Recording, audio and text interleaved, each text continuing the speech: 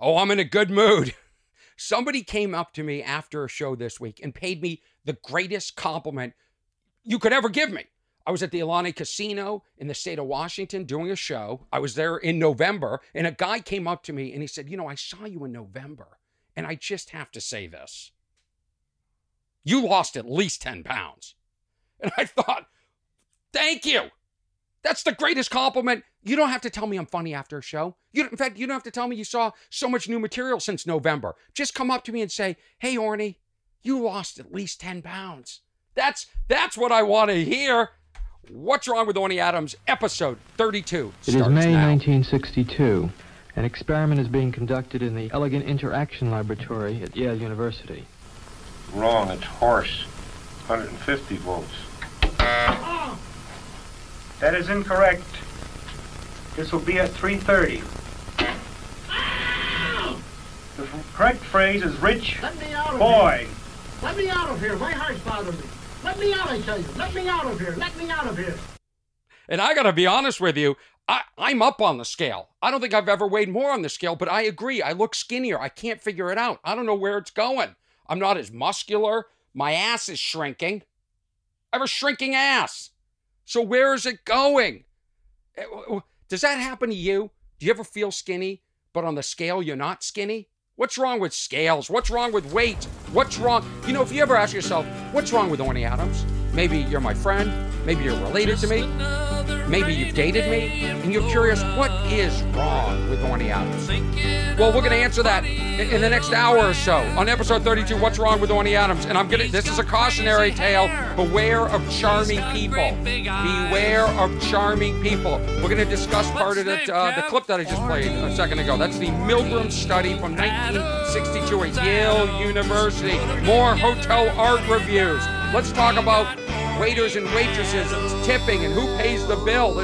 What's wrong with everything? What's wrong with my Weber grill? What's wrong with cleaning a grill? Man. I'm bringing this way down, and I'm just going to tell you, it's going to be a good one, I hope. And I'm not going to stop and keep trying to do this podcast and do a better take. That's it. You're getting what you get today. Stanley Milgram, in 1962, a social psychologist, did an experiment on obedience. It was, what was it called? The Obedience Study. Boy, I couldn't even remember the word study. And maybe you studied this in college. You'll remember these phrases. Please continue. The experiment requires you to continue. It is absolutely essential that you continue. You have no other choice but to continue. So we'll discuss that study. And there's a reason I'm doing this, because I am reading a book, which I hope to discuss in episode 33. And I sort of want to set it up because they discuss this Milgram study in the book, and charming people. And I'm always very weary of charming people. Let's see, what a week. July 4th, I decided to clean my grill. Even though I was working, I was at the Orny Casino. What a show. Really amazing. I feel so empowered when I'm on stage. It's wonderful to take a thought that you have that day and be able to say it and just get this huge response, or not get a huge response and go, wow, that thought didn't work. So I just really had a wonderful time. A lot of friends up there, and but I wanted to clean my grill. Have you ever cleaned a gas grill? If you've ever cleaned a gas grill, it's enough to make anybody a vegan or a vegetarian at minimum, which is a vegan not willing to fully commit to whatever that means. These grills, the grease, it's disgusting. It is disgusting. And it took me 2 full days to clean the grill. And then I noticed that the grates where you put the meat or the vegetables, or I'm eating a lot of the veggie burger things. I don't want to say the names because I own stock, but those things taste pretty good. In fact, I keep one side of the grill just for people that don't eat meat. That way, they don't, they can come over and enjoy some grilling. But I noticed on the grill grates, there was rust, and I tried to clean it. I Googled videos. This is a disgusting task. Like it's basically It's like silkworm. It's like there's some sort of contamination. You have to like put down tarps. You have to put on gloves. You have to spray oven stuff to get the grease off. You have to keep scrubbing. You're spraying with hoses. There's grease all over it's nasty. It's disgusting. And I barely use the grill, and I do this at least once a year. But the grates got rusty, and I couldn't get it off. And I Googled, and it said, you might want to replace them. So I looked to replace them. It's about $120. I didn't know which model to get of the grates. So I went to inquire with Weber, and I thought I would just explain what happened. This is, by the way, this is on Saturday, July 2nd. This is like 11 o'clock in the morning. I sent an email to Weber. You want to talk about great customer service? Weber. I'm Team Weber Grill for life. Not that there's any other option. Does anybody else make gas grills? They handle it well. I said, here's the situation. I said, I just bought this grill less than 2 years ago, and only one grate rusted, the other one didn't. So it makes me feel like this is faulty. And they wrote back, I'm not kidding, within 10 minutes on a Saturday, on a holiday weekend. And they said, could you send us pictures? And could you send us the serial number? And here's where you find the serial number. I sent that back within 10 minutes. Then within another 20 minutes, this is all happening under an hour. He asked for my address. They're shipping me new grates. On a Saturday, within an hour. I wish I could show you this hard drive that I have. I have a hard drive. It's SanDisk. I've been going back with them since Bridgeport, Connecticut, where the thing overheated and almost exploded. And I'm really afraid I'm going to lose all the data off it. So I'm constantly backing it up. I don't depend on the drive. It gets too hot. I sent them, an email. We go back and forth. Unlike Weber that just sends out the new parts. They and this hard drive is about $400 or $500.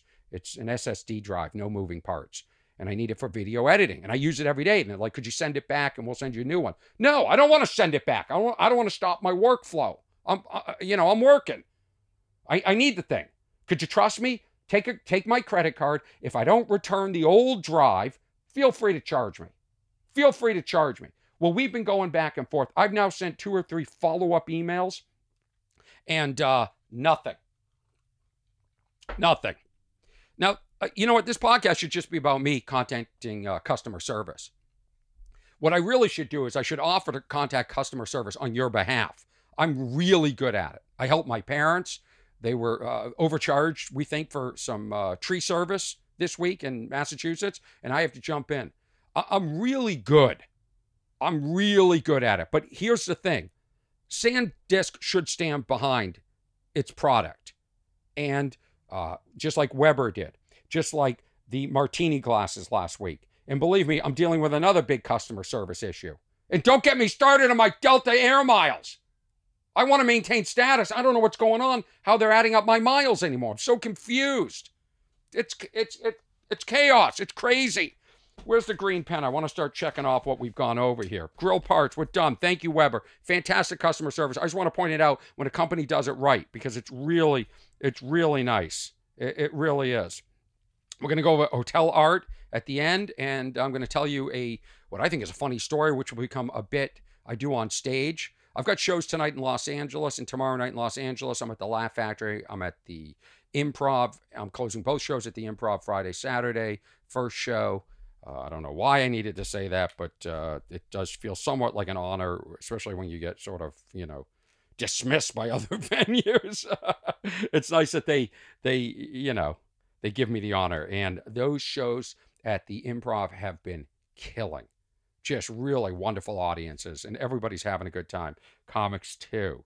Let's discuss this Stanley Milgram study. So the best way to set this up is I've discovered in the last few years or so, I'm having a lot of trouble meeting people that I think are sane.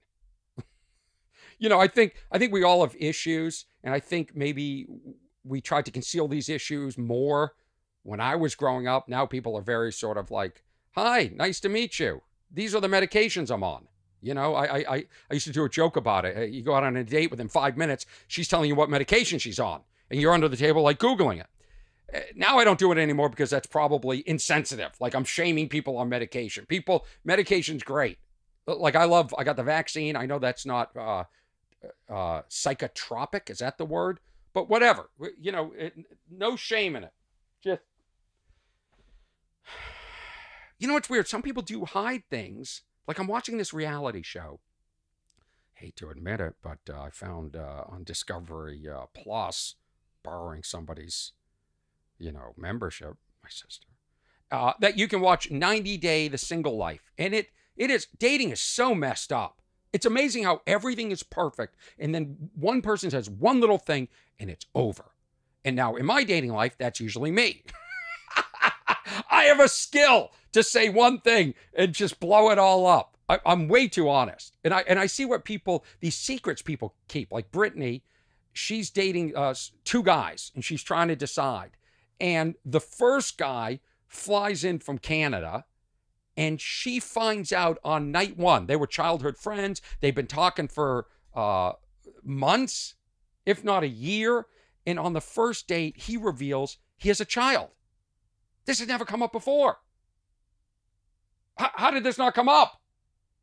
How do you not mention, oh, I've got to go pick up my kid or anything? Like, you throw it out there, like as a tester. Let's make sure, you know, Brittany's down with this. Then Brittany goes on, she gets rid of that guy. And she refused to sleep with the guy. And that guy, this is when it blew up. They all went out for dinner. And Brittany's friends were there. And these shows love to do this thing where the friends show up and they're going to grill. They're going to give the 3rd degree. You know, it's like so old. It's like, mind your own business. And they were grilling him and they were talking about sex. And he said that they hadn't had sex, but he wanted to have sex tonight because it would help him know if he was really into her. Now, this sounds very archaic to many people, but there is an intimate connection that you would feel. And if you are going to maintain a long distance relationship or you are going to be monogamous, it is nice to know that there's chemistry, right? Well, he didn't word it very well, and that was it. You just saw the switch in her eye. Is that great when you're on a date and you see the switch? You just go, oh, I lost him. You know, you don't have to guess with me. I tell you. I tell you lost me. I'll let you know. So then Brittany goes out. Now she has a second date. Or she has a date with another guy that she's been seeing, and she really likes this guy. And this guy comes over, and Brittany's mom is there. And they start talking. Again, another sort of setup scenario by the reality show producers. It's not, this isn't reality. And Brittany's mom discloses that Brittany had been married. And he thinks, wait a minute, she's been married. She didn't tell me that. If she's not telling me that, what else isn't disclosing to me? What is she hiding from me? And that's exactly what Brittany said about the other guy when he showed up and never told her he had a kid. So, like, it's so messed up. It's like, this guy's hiding this from Brittany. Brittany's hiding this from this guy. Like, how do you not tell somebody you were married or had a kid? Like, that's going to come up. It's not like, you're going to date somebody for a year and like, I think people think I'm going to hook the person and they're going to like me so much that they're going to be fine with me having a kid. I disclose probably too much right away, about my feelings and my philosophies and what I want and what's a turnoff. And, people, see, this happened to me recently. I think I went out on a date with a woman and she secretly had a kid. And I don't know why she wouldn't tell me that. And so I was sort of talking about how, it was cool that she hadn't been married and doesn't have a kid, and that, a lot of guys aren't into raising other people's kids. And, that's, the way I feel, and I saw the switch and I go, oh shit, I think I just stepped on a landmine because she probably does have a kid and she's hiding the kid from me. And then I saw the switch in her eyes. Boy, people are complicated. They are complicated. And I don't even know how I got off on this tangent. If I had a producer, the producer would say, oh yeah, go back to, you were talking about this. And then you went into the Brittany thing. And, I'll probably, let me think, what was I saying that would make me go off on people hiding things? People saying too much? Oh, yeah, I got it. So I'm having trouble connecting. That, by the way, we just you just heard, and if you watch the video, if you're on my Patreon, you just saw me turn into producer Orny. I just turned into the producer of What's Wrong with Orny Adams. And now I'm back as host, Orny Adams, of podcast What's Wrong with Orny Adams. I have a lot of trouble meeting people, and I think it's because people aren't honest. A lot of dishonesty out there. I don't hide anything. I say it right away. In fact, if I hide anything, okay, I do kind of do this. I kind of undersell myself. What? What? You have selling points? Yeah. Yeah, I do. So I downplay. I'm a catch. Everybody. I downplay what I really have to offer. Okay? And I'm looking for somebody that I connect with intellectually, similar interests. I want somebody to open my eyes to new experiences, physicality, physical connection is important. And you got to have your shit together.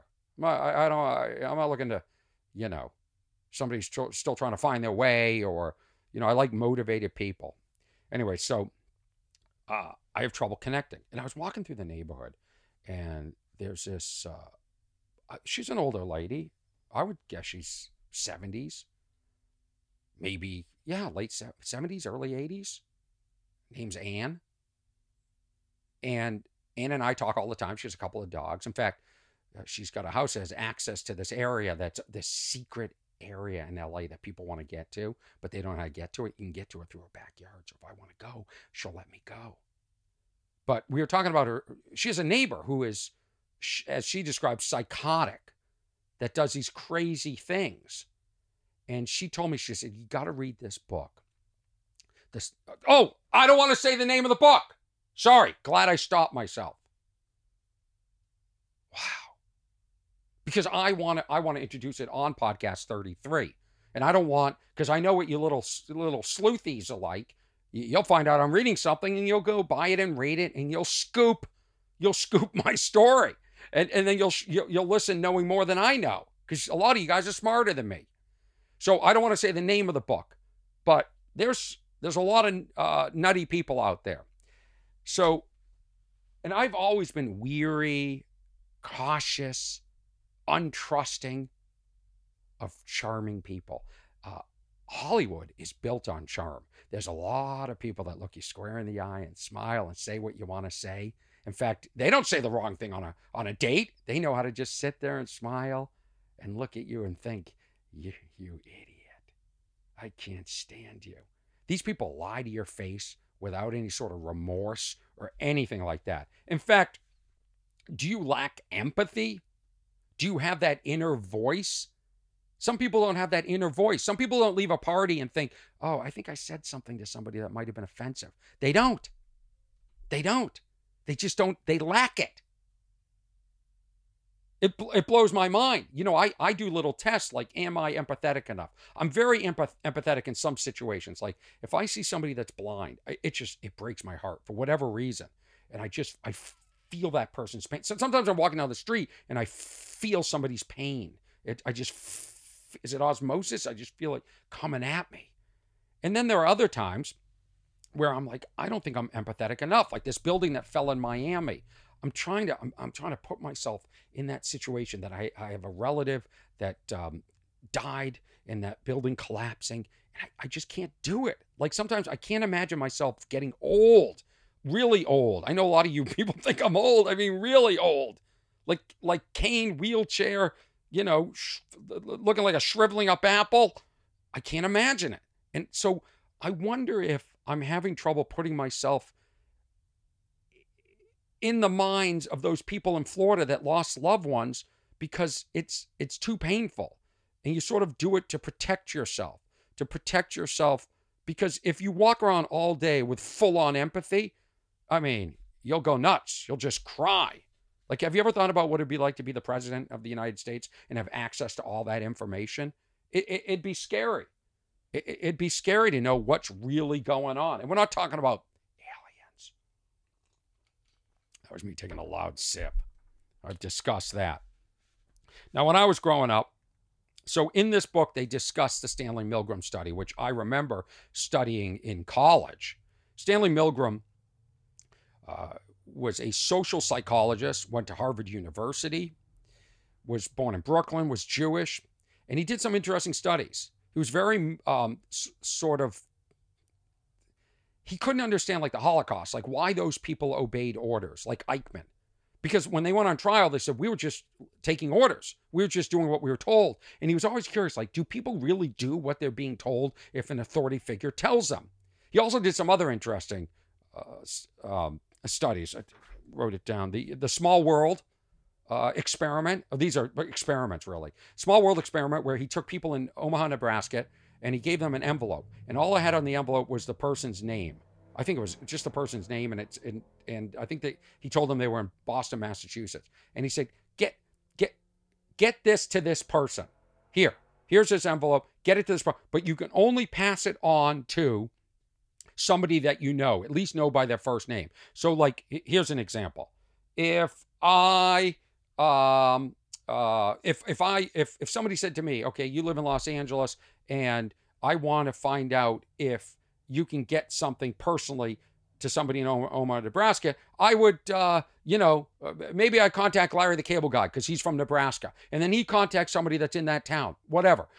This is where the expression 6 degrees of separation comes from, because in many cases, the envelope made it from Omaha, Nebraska to Boston, Massachusetts to this person within 4 days, and it only took 3 different people, 3 different like connections.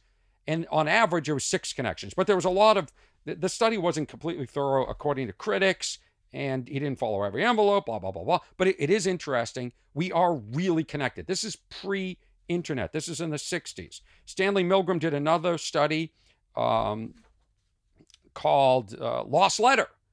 So he would leave letters out without a stamp that were fully addressed.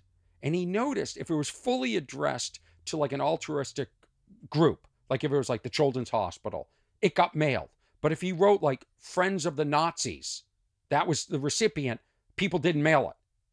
So people can do the right thing if they feel it's for the right reason. So that was interesting. But in 1962, he conducted a study on obedience where he had volunteers come in, paid them $4.50, which in 1962 is the equivalent of about $37 to $40 now. And these people, it was a setup study where there was a teacher and a learner. And the teacher would ask questions, and the learner had to memorize, like there was like a series of it'd say like apple pie, dot, dot, dot, dot, dot, dot. And if they didn't go, if the teacher didn't say apple, and then they said pie, they got zapped. They would zzz. That's what you were hearing at the beginning. Zzz, zzz. And how far would people go to sort of zap and electrocute strangers that weren't getting questions to a quiz right? And it's fascinating. The answer is, I think it was 65%, 2/3 of the participants, i.e. teachers, continued to the highest level of 450 volts. You keep going up. Every wrong answer, they get zapped even harder. And then the person's in there's a authority figure in a white coat behind them going, please continue. And they're going, but no, I can't continue. Look at they're screaming for, the experiment requires that you continue. And the guy's yelling, my heart. And then the lab coat guy says, it's absolutely essential that you continue. You have no other choice but to continue. Those were the prods. So 65% of the people obeyed authority. They were paid $450. They'd come into a room and they would pick out of a hat.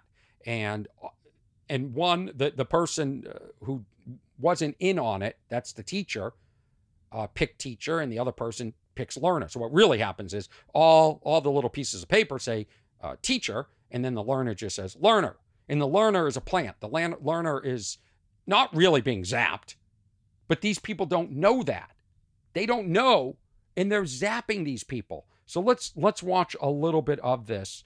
This is 1962. And the other thing is it's conducted at Yale University. And so that gives it like some weight, some authority, some legitimacy. And these people think, geez, I wouldn't be up at Yale University zapping people if it wasn't right. I'm sure that went through it. But me, like I'm sure many of you listening right now, think I would never fall for this. And you'll see some people, the first few in this documentary that I'm pulling from, I got it off of YouTube. It's black and white, it's grainy, it's got crappy audio, so I'll talk through it fast and see what we come up with. I haven't really thought this through, but I know the points I'm trying to get across. I wouldn't fall for this. I don't fall for crap like this. I don't fall for cults, and I don't fall for people trying to fake that they have kids and don't tell me on a date. Here we go. It is May 1962. An experiment is being conducted in the Elegant Interaction Laboratory at Yale University. The subjects are 40 males between the ages of 20 and 50 residing in the greater New Haven area. They were obtained by a newspaper advertisement and direct mail solicitation. The subjects range in occupation from corporation presidents to good humormen and plumbers, and in educational level from one who had not finished elementary school to subjects who have doctorate and other professional degrees. Okay, first of all, good humor men, remember them? I think those, am I a good humor man? I think those are the guys that were selling ice cream out of the truck. I think they were wearing lab coats.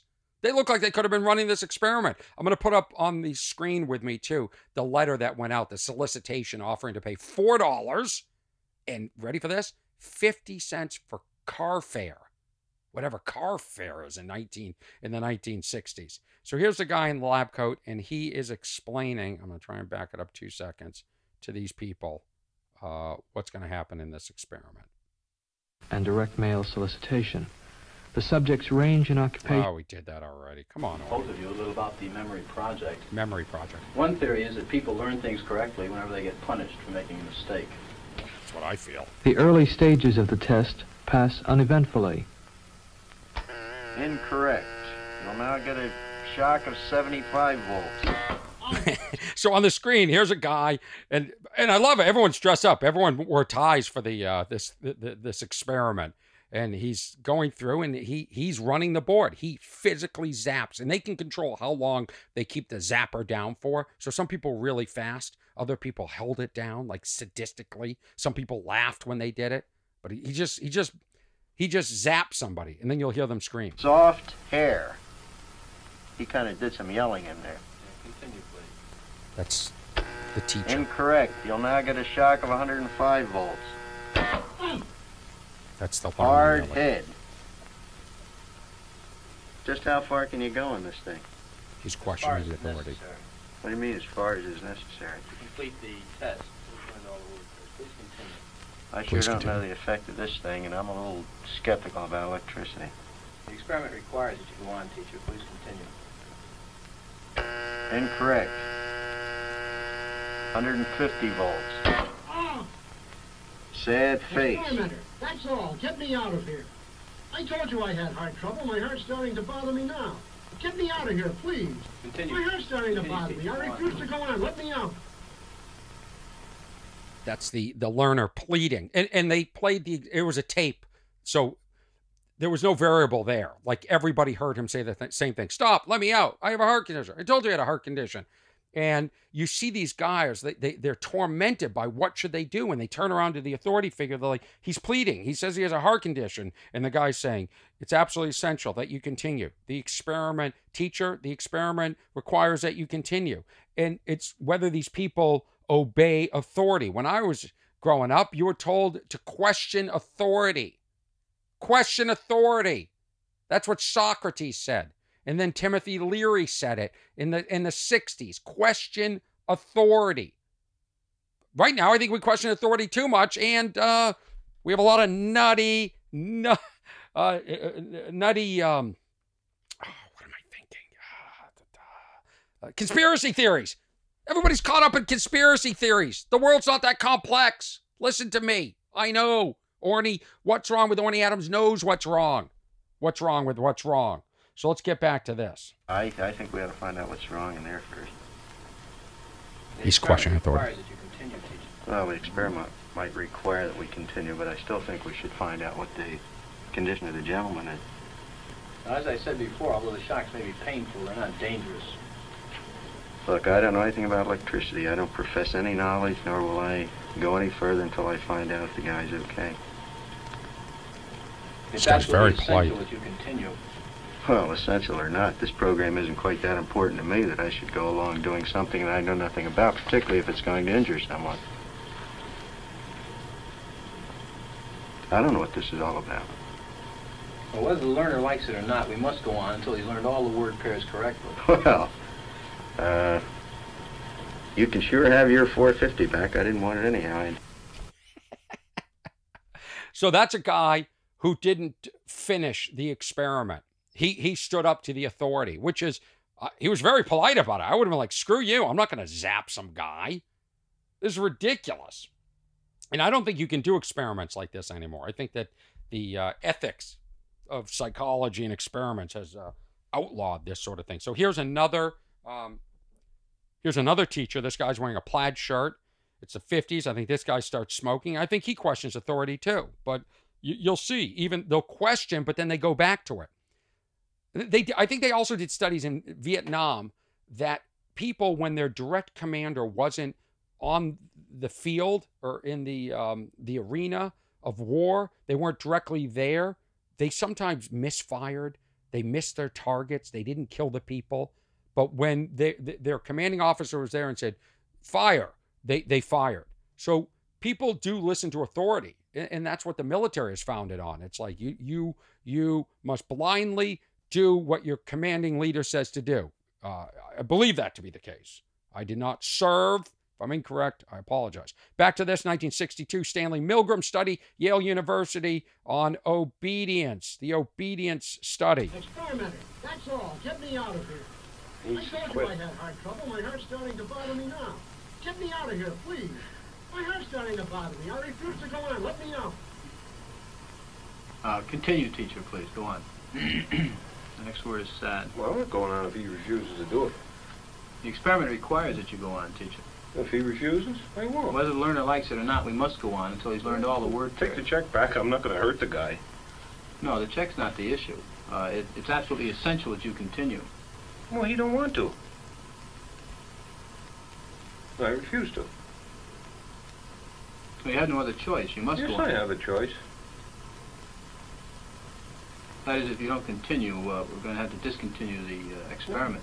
We'll have to. He says cut it out. After all, he knows what he can stand. If I took that thing, the slight one, it was enough for me. I wouldn't want to. Yeah, they zap them. They zap the teacher really slightly so they can sort of understand what an electrical volt would feel like. But this is how we all think we would react.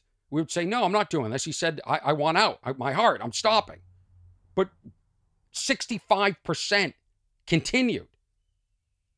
That's why the world's so messed up.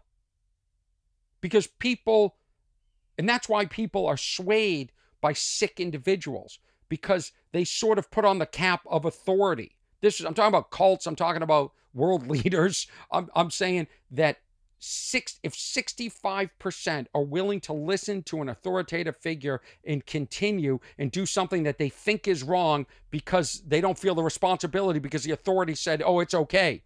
This is why this world's messed up.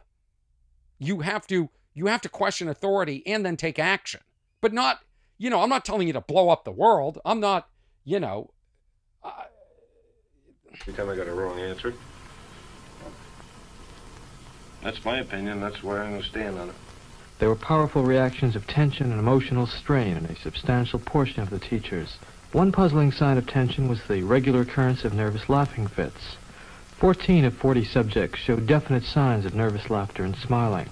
In the post-experimental interview, subjects took pains to point out that they were not sadistic types and that the laughter did not mean they enjoyed attacking a learner. By the way, sadistic people will say that. I'm not the sadistic type.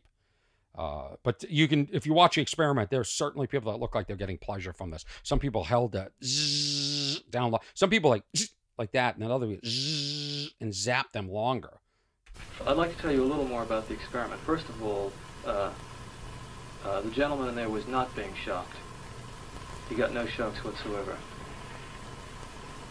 Did you think he was? Certainly I did. In fact, I tried to get my finger off the button as fast as I could. No, he wasn't being shocked at all. And the main purpose of the experiment was to see how you would react to Mr. Williams' orders. Whether you would take them or defy his authority or what. I defied it. certainly did. He's Why didn't proud you of go himself. on? The hell with him. Who the hell is he? That's right.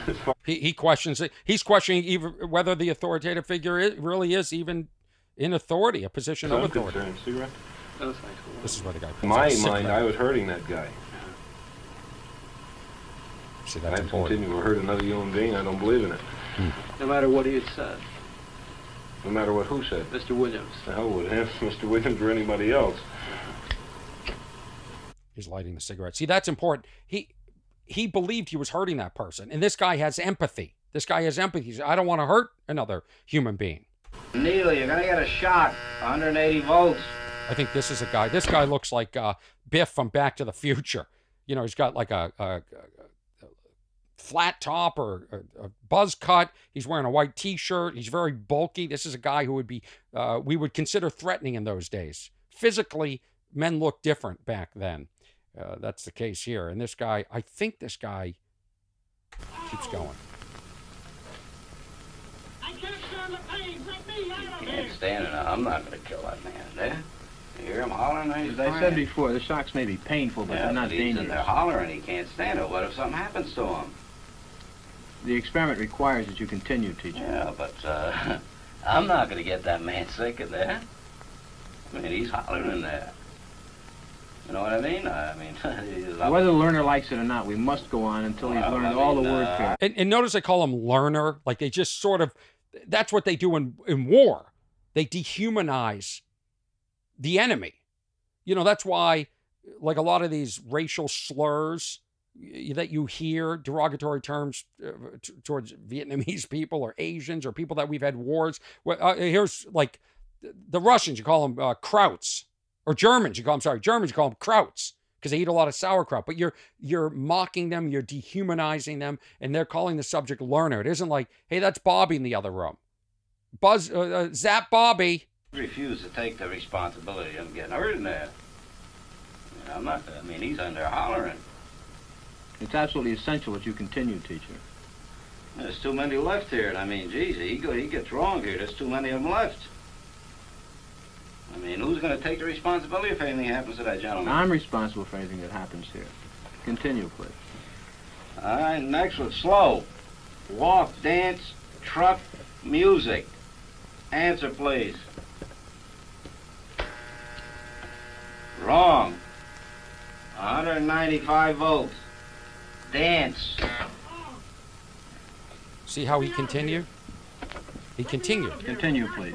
Even though he protested, he continued because the authority figure said, I'm responsible, not you. He's tormented, this poor guy. Not the learner. That's a tape. Well, the experiment requires I know it does, sir, but you don't know what he's getting in for. He's up to 195 experiment volts. requires. You have no other choice. Answer, please. He continues. He continues. Now there's no response from the learner. Oh, there it is. But he's not saying anything. Wrong. Got it wrong again. How many volts? 225 volts. 225. Zap him. The word is noise. He's in pain. Or so perceived pain. House, pet, book, name. Answer, please. This is fascinating. Correct. Oh, got it good. Oh. Next one, quiet. Song, party, child, evening. Correct. What a break for the Next teacher. one, tame. The zap. Wolf, bear, dog, cat. Wrong. Wrong. Zap him. Answer is bear. 240 volts. Still going. Next one, sweet. Look at this. Yeah. This is what I'm saying. I'm going to stop it. That's what I'm saying.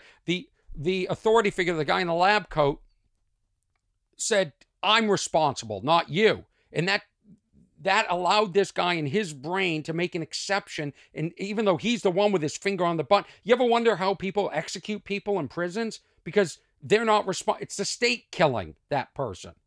It's not me. And that's what's happening here. So you see how in war, you see how what's going on in the world right now, people fall for shit. Cults. I love to talk about cults. I've talked about on a bunch of podcasts because they believe this person was anointed by God or something, an authority figure, and they buy it. That page and go through it again until he's learned them all correctly. Oh, no, I'm not going to kill that man. Not going to kill him. You mean I got to keep going up with the scale? No, sir, he's hollering in there. I'm not going to give him 450 volts. The experiment requires that you continue. I know it does, but that man is hollering in there, sir. 65% made it to 450 volts. He's yelling in there. Start with blue, please, at the top of the page. Continue, please, teacher. What do I tell him? We're going over it again? No, just go ahead. Blue. Boy. Girl, grass, hat. Correct. Nice. You can just day, sky, job, this chair. This is not easy for this teacher, the guy talking right now. Wrong. Wrong. Answer is day. 285 volts. Anyway. Well, that was a real scream. If this guy made it to 450 volts, which I'm sure he does, this just goes on for quite some time, and I don't need to bring you through the entire clip. Watch it. It's on YouTube, the Milgram experiment. It's like a 30-minute video. 65. You could be critical of this guy. You can say this guy's weak or whatever, but 65% of the participants made it to 450 volts. 65. That's the majority. That's more than 50%, right? So, are you in the majority here, or are you, like me, in the minority? I mean, I'm convinced, but I'm sure this guy would be convinced prior to this experiment that he wouldn't do it. But I question everybody. I don't do what everybody else says anyway. So, yeah, man, it's interesting. Do you obey authority? So this will be continued in episode 33 of What's Wrong with Orny Adams. And they did 18 different variations of this study. And they, at some point, had women. They did when the person was in the room and they could see him getting zapped, all that sort of stuff. Really interesting. Really interesting. You're listening to What's Wrong with Orny Adams, episode 32. 33 I've been prepping for. Thank you for everybody that sent me. I'm not going to do any sort of viewer stuff this time. People are sending me subjects to cover. I appreciate it. Sometimes it's better if this stuff comes to me organically, but keep sending suggestions and certainly follow-ups to things that I've discussed. This should be a discourse. This should be a discourse. By the way, nobody sees me as an authority. Hold on a second. The experiment requires you to follow this podcast. The experiment, it's absolutely essential that you share this podcast with a friend. You have no other choice but to write a positive review about this podcast. Please continue. Please continue. Please continue. Why? Nobody sees me as an authority figure. Nobody obeys me. Wouldn't that be wonderful? Well, here's the good news, everybody. Camera B is still recording because I bumped down to 1080p.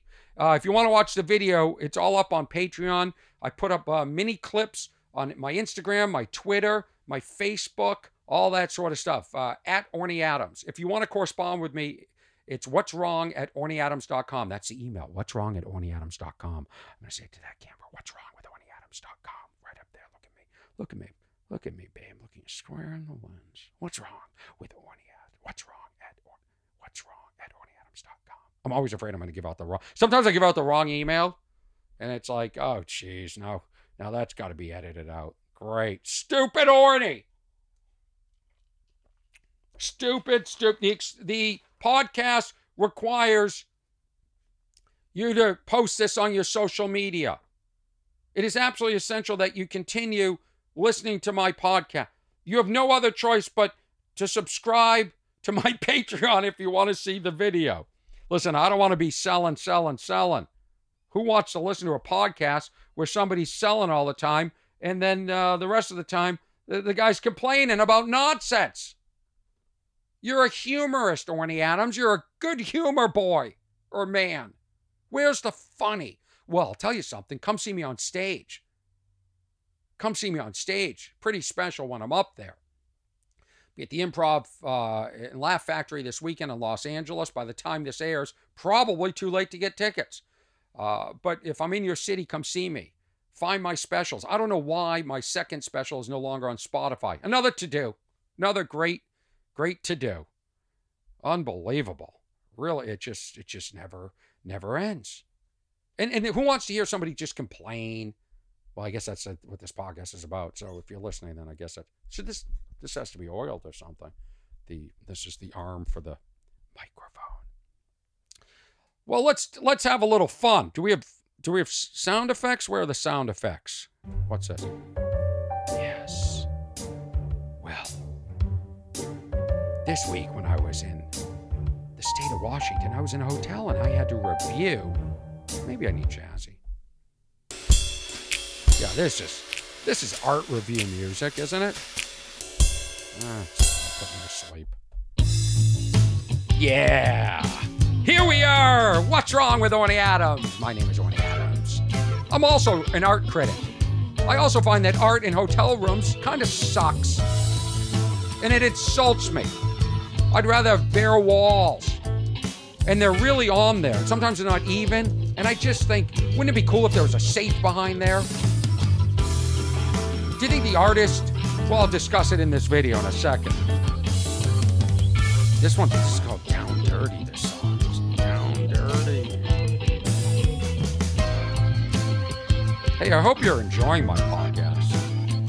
It controls my life. Put a lot into it.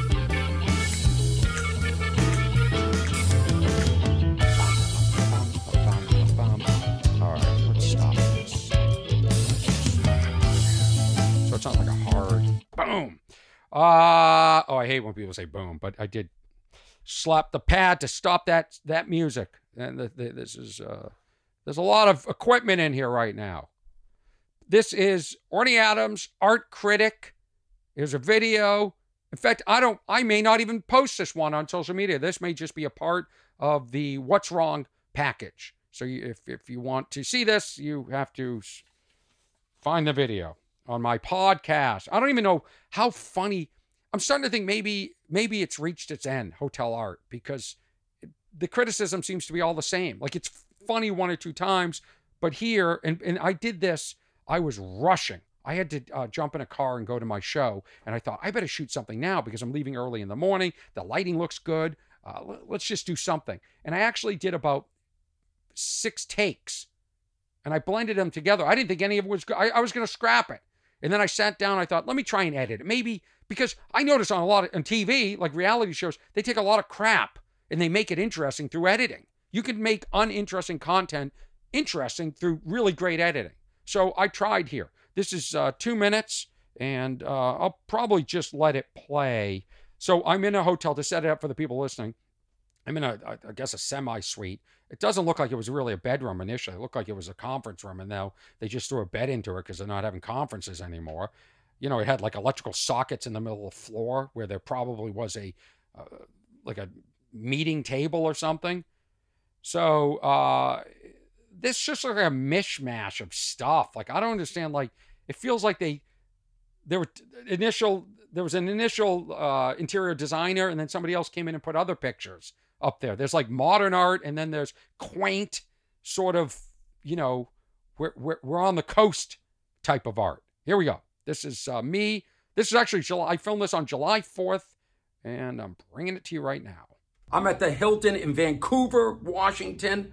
There is so much art to review. It's blowing me away. Look at this. A lot of nature. A lot of nice pieces. This lamp, I think, is great. But it's like a mishmash. There's leather at the foot of the bed, this thing, and then a leather headboard, and then this piece right here, which I like. I think that's kind of cool. It's even textured, which, no, it isn't. It just looks, you know what? It's a piece of shit. And it's not hung evenly. It's not, anybody have a level? You gotta use a level when you hang art. Art 101, you have to have a level when you hang the piece. It has to be, let's take you down the hall. Now this piece behind me, or next to me, now this piece behind me. I like it. I like it, it's interesting. It's also signed, which makes me think it's actually a real piece of art. It's framed asymmetrically. That's the word, which is gutsy. That shows guts in hotel art. That's gutsy. But what really cheapens it is there's no texture. It's not, it looks like a cheap picture. Over here we have more nature, which is right for this area. Fake plants that look dead. How do fake plants look dead? Well, they figured it out. And then this fake plant, which is dusty, needs to be dusted. And in the one over there, I found a booger. I'm outside the bathroom looking in. Nice piece. And this piece, I think is perfect. Matches the wallpaper. The frame works off of the wallpaper perfectly. There's a lot of nice white space around this. This is boats. Perfect. It says Pacific Northwest. Pacific Northwest. I'm giving this thumbs up, A+ on that one. Hilton, Vancouver. Oh, he's hit the door. Shit. I'm just going to show you one final piece and then we're going to wrap this up because, again, Pacific Northwest, nice. We're on the water. Look at this, how quaint. It's very Ansel Adams. An old man or woman, or perhaps an alien, is in a tugboat. Not signed, but I wonder when the artist poured his or her heart into this piece, they ever imagined the honor of being in front of the Keurig microwave station at the Hilton in Vancouver, Washington. You know what? It actually was better than I remembered it. It wasn't bad. Those were real moments of laughter I let out. Laughing at myself. Is that the sign of insanity? Remember, in episode 33, we're going to be discussing, do you have remorse, regret? Do you feel guilt? Beware of charming people.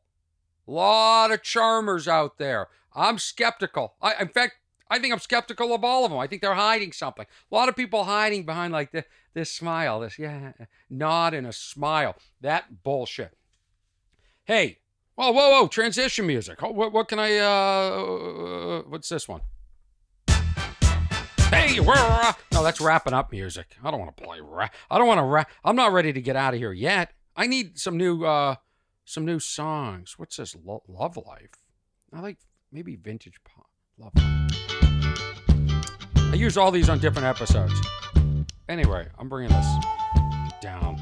Hey, anybody listening? A waiter or waitress? I have a question.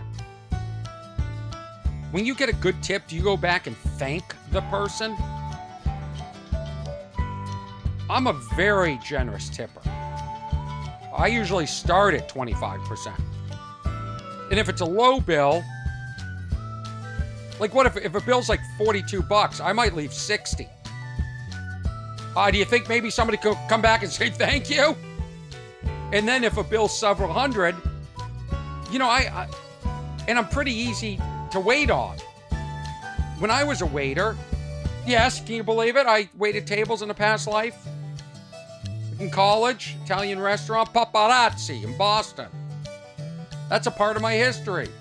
I think I walked off every job that I ever waited tables, but I always went back and thanked the person. Even if it was 15%, I thanked them. I can't imagine everybody's as generous as I am, and they don't thank me. So what should I do? Help me understand. What's wrong with tipping? What's wrong with tipping? Should I just be doing, like, part of me thinks, you know what? I've had money come easily to me in my life at times. I want that person to feel that. Am I doing it because I want to be thanked? No, I'm doing it because I want that person to have sort of that feeling that I've had. But I would like a thank you. I would like because I'll notice they'll walk past my table after the big tip and not even say anything. Now, I do understand. I've waited tables. Sometimes when you're slammed, you put them all. But I'm talking about the other day. I was outside of Boston. I took my entire family out. I paid. I was very generous. And I saw the person go over and finalize the check in the computer. So the person, the waiter or waitress saw it. They saw what they got. Come on over. Say thank you. I don't think you're getting regular tips at that level. So should I continue to tip that much? I mean, I probably will, because I really appreciate the work that waiters and waitresses do. And I know how hard it is. And I know maybe when they get home, they realize, wow, look at this big stack. I wonder, maybe I'm part of a collective. Wow, that was really cool. But I also feel like it's almost like, when you see these guys that go into strip clubs and they fall in love with the stripper, I feel like these people are exceptionally nice to me, very nice to me. And then once I pay, they just disappear. Like the job's done. It feels a little bit gross. Now, if you're a waiter or waitress, do you think, this is my what's wrong question, do you think maybe you're preventing people from wanting to tip excessively in the future if you don't at least say thank you? Like, it's like when you go to those bars and the bartender ignores you and then you tip more because, do people like to be abused? Anyway, stuff to think about. What's wrong with tipping? Big topic. What's wrong with charming people? Now, I want to tell a story and then we'll wrap this up. Because, and again, it's in the same theme. It comes with paying checks. Now, for years, I was struggling, and I really didn't have the money to take people out and be generous. So it gives me pleasure now. Now, don't take advantage of that, because I like to be treated too. Nothing better than being treated. It feels good. The food tastes better. Like when you know you're being treated, you're like, this tastes good. So I was invited out. I was by I don't want to say too much. Okay, I don't want to give away who it is in case the person listens. But this will go into my routine. This will become part of my routine, because this person invited me out. They made a reservation. They didn't ask me. It was an upscale restaurant. Said I made a reservation. Great. We're at the restaurant. The person says to me, get whatever you want. Get whatever you want. You want the steak? Get the steak. Whatever you want. Now, to me, I heard you get whatever you want. I'm like, no, this is great, because whatever I'll get, I'm gonna enjoy more. And then, like, something was going by the table. I asked the waiter, what was that you just delivered? And he said, oh, those are the pork chops. And my host said, bring some pork chops. Bring them over. I go, I actually don't eat pork chops. He goes, whatever you want. And this continues. And I didn't even order that much because I wasn't that hungry. And I had a drink. And then the night's wrapping up. And summons the waitress over. And he asks for the check. And he asks in a sort of like weird way. He asks for the check. And then the waitress is, when you can see the waitress coming with, or the waiter coming with the check from like 15 feet away, and you signal for the check. This guy put his hand out like a Greek god, like the Greek god of check paying. He looked like a Roman statue with his, like he was doing the scales of justice, but only with one arm. And she planted that check right in his hand. And he opened it up and he looked at it and he made a face like it was almost too much. And I to be polite, I said, hey, can I get that? And he said, sure, I'll allow that. And he handed it to me. He handed me the check. Can you believe that? After he said, get whatever you want. Of course I'll get whatever I want. I'm paying, apparently. Get whatever you want. You don't call for the check if you're not paying for it. You let the check sit on the corner of the table. You let the night fizzle. You sit there long enough that the waitress comes over to you and says, can I get you anything else, or do you want the check? And then you let the check sit there. You let it sit there until one person goes for it, or somebody says, hey, should we split this, or whatever. But don't bullshit me telling me, oh, get whatever you want. And then call for the check. And then look at it. And I even said to him, I go, yeah, I'll pay it. But I got to be honest with you. I don't like people looking at the check before I pay it. The minute you look at it, that's it. The minute you call for it, that's it. The minute you say, get whatever you want. So all week I'm walking around. I'm looking at people, get whatever you want. I go out with people, get whatever you want. Get whatever you want. Get whatever you want. Get whatever you want. Can you imagine this shit? What's wrong with people? What's wrong with the world? This is episode 32. What's wrong with Orny Adams?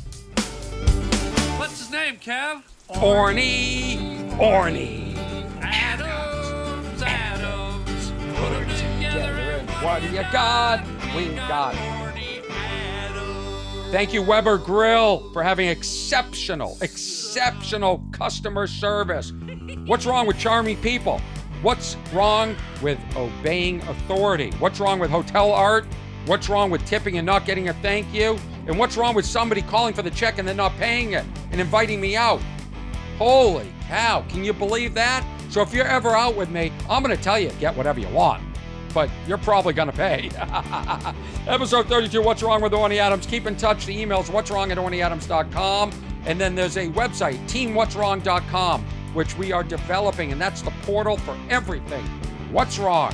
Thank you, Ernesto Hurtado, for polishing this. I always forget the word for it. Damn it. Anyway, oh, here's an update. I haven't even had a martini in my new martini glasses yet. There you go. What's wrong? Probably me.